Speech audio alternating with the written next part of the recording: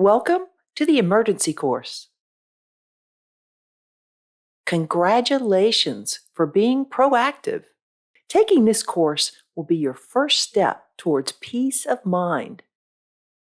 But first, I want to share with you how and why I have designed the course the way it is. It's designed to be viewed in sequence.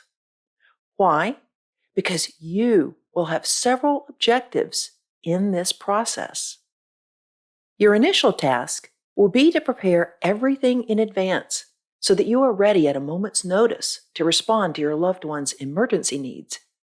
This means that you will be gathering and organizing information, preparing items to take with you, and building your emergency grab-and-go binder. Second, you will gain an understanding of the important opportunities the emergency has to offer and how to capture them. You cannot absorb this as easily by jumping around within the course. You will also need to remember what you are supposed to do in case of emergency. It's impossible to think clearly when emotional, but you can become familiar with the sequence just like the professionals. To learn this, you need to go in order. You will also need to instruct your emergency team on what to do. It's this sequence that will keep everyone organized and calm. There are 6 sections plus the introduction. The introduction will go over what important opportunities are that the emergency has to offer in detail. The first section will review all the emergency tools that we will be using.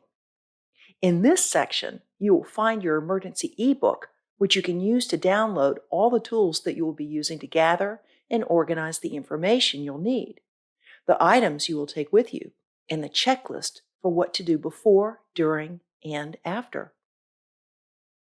The second section is about what to bring to the hospital. You'll be preparing for this in advance. The third section is about what to do while in the hospital. Knowing how to be a good advocate for your loved one is vital. Good intentions are not the same thing as good outcomes. The fourth section is about what to do after your loved one is discharged from the hospital. They will have new needs, and you may have a new job as family caregiver.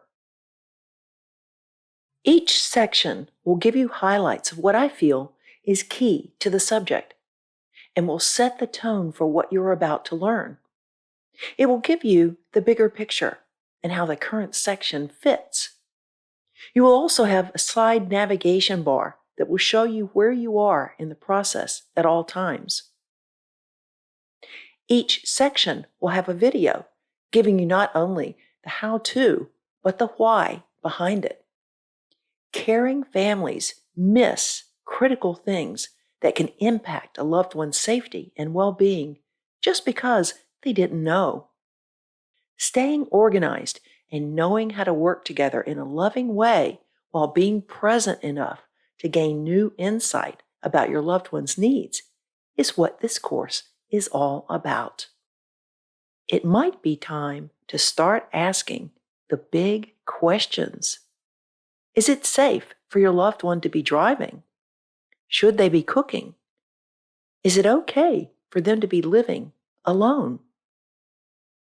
Take time to read, listen, and think about each section as they build upon one another. It will transform the emergency experience into an opportunity for bonding and for achieving better outcomes for everyone. And last, but maybe most important, you will need to build confidence that you know what to do, and so does your team. That is why you are taking this course. Not to get a series of checklists, but to transform the experience and to improve the outcomes. I invite you to follow the sequence so that you can internalize the important process for when you need it most. Make it as familiar as possible, like the fire drill we used to go through in grammar school. You can go back anytime and review the sections, or to remind yourself of what needs to be done and why. But don't worry, at the end of the course, you will have built your emergency grab and go, and you will be ready.